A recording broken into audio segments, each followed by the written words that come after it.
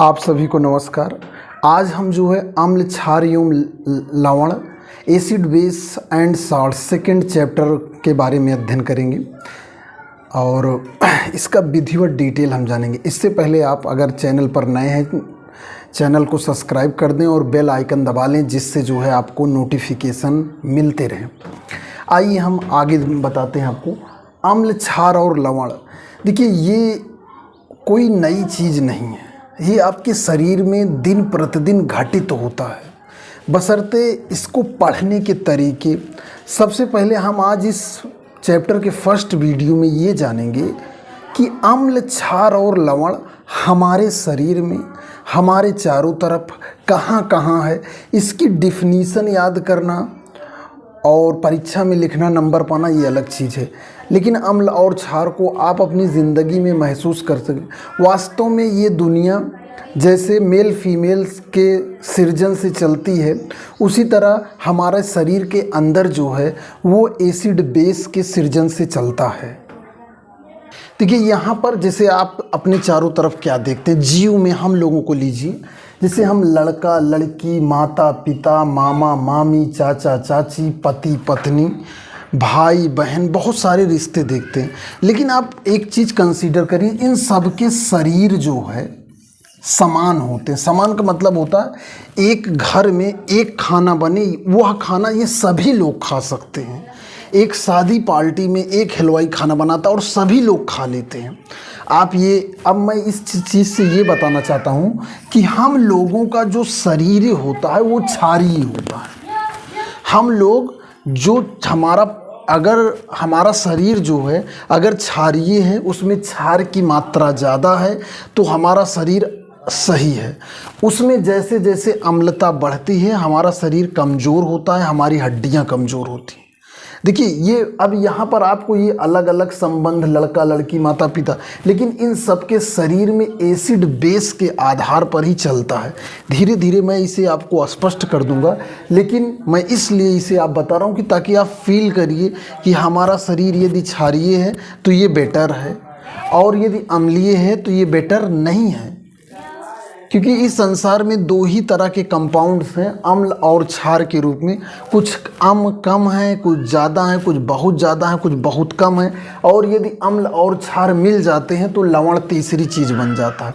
ठीक उसी तरह ध्यान दीजिए, जैसे ये लड़का और लड़की हैं, ठीक पति पत्नी हैं, इन दोनों के शरीर जैसे मिल जाते हैं, फिर प्रकृति सृजन के अनुसार फिर क्या होता है, एक शिशु का जन्म होता है, फिर ये शिशु बालक बनता है, बालक वयस्क बनता है जिसको एडल्ट कहते हैं, फिर ये प्रौढ़ बनता है और फिर वृद्ध बनता है। वृद्ध माने बूढ़ा। ये प्रक्रिया चलती रहती है।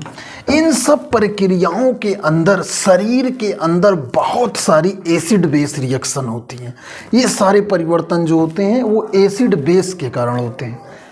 ठीक, हाँ, यहाँ तो मात्र आपको कुछ उदाहरण पढ़ने हैं, ठीक है, लेकिन आपके चारों तरफ जानिए ये जितने भी परिवर्तन हो रहे हैं, जैसे इन दोनों के मिलन से नए प्रकृति के सृजन के अनुसार शिशु का जन्म होता है, इनका शरीर धीरे धीरे कमज़ोर होकर ख़त्म होने लगता है, जिसे आप लास्ट में बुढ़ा बुढ़वा कह देते हैं।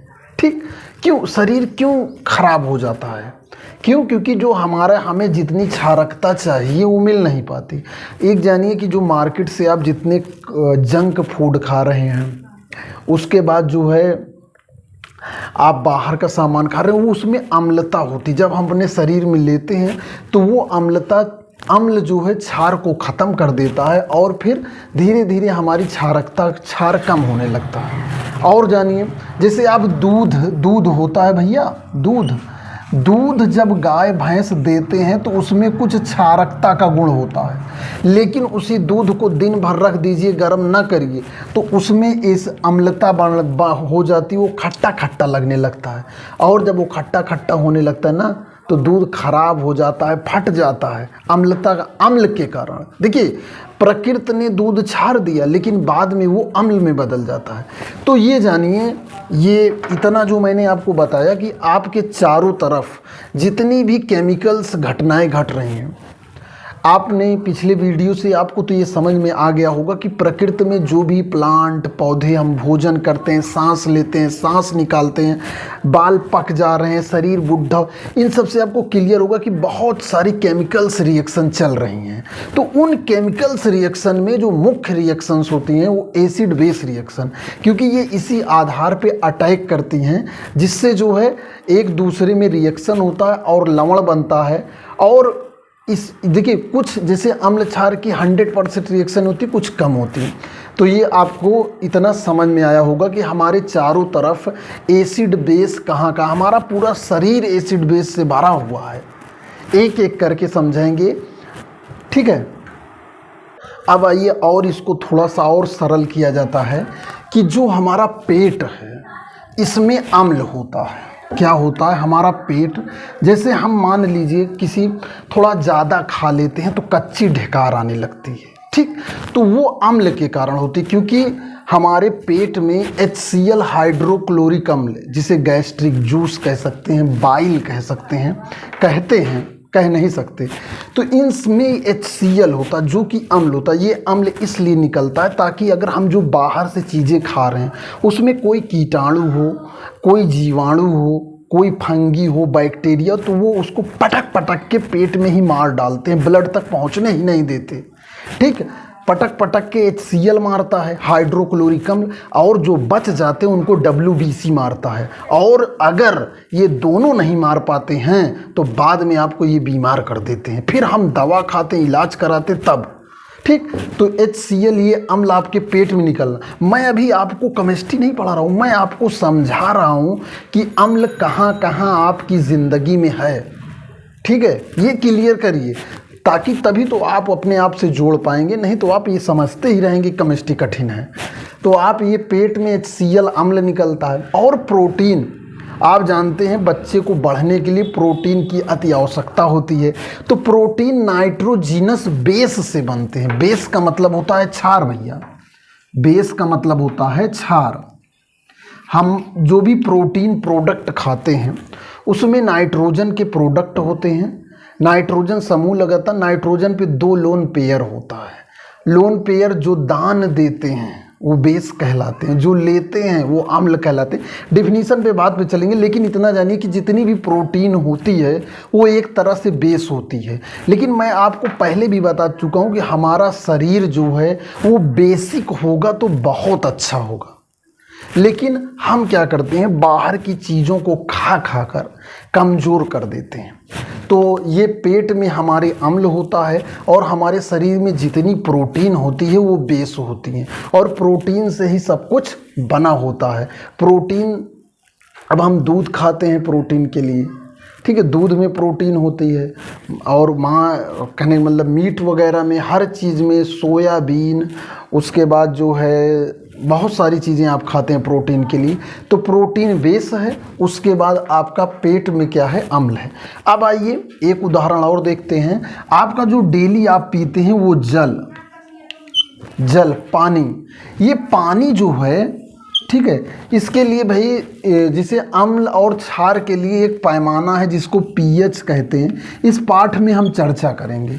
जैसे लंबाई को नापने के लिए किलोमीटर है, अगर यहाँ पर जो है कोई लंबाई नापना है तो स्केल मिलीमीटर में है। अगर कपड़ा सियाने गए हैं तो उसको सेंटीमीटर से नापते हैं। देखिए अगर हम पटरी से नापते हैं तो मिलीमीटर में नापते हैं, कुछ सेंटीमीटर में भी नापते हैं, लेकिन कपड़ा नापने जाते तो सेंटीमीटर में नापते हैं। दूरी हम किलोमीटर में नापते हैं।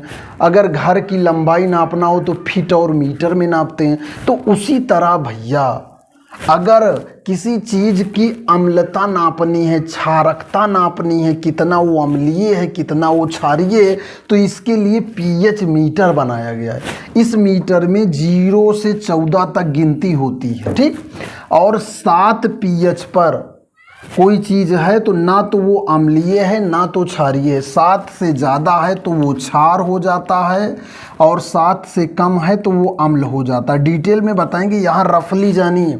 अब इसमें जो पानी भाई साहब हैं, ये ना अम्लीय हैं ना क्षारीय हैं, ये बीच के हैं। देखिए पानी, हम कोई भी खाना खाते हैं तो अगर हम पानी पी लें तो हमें आराम मिल जाता है। क्यों? क्योंकि ना ये अम्लीय है ना क्षारीय, तुरंत एडजस्ट हो जाता है।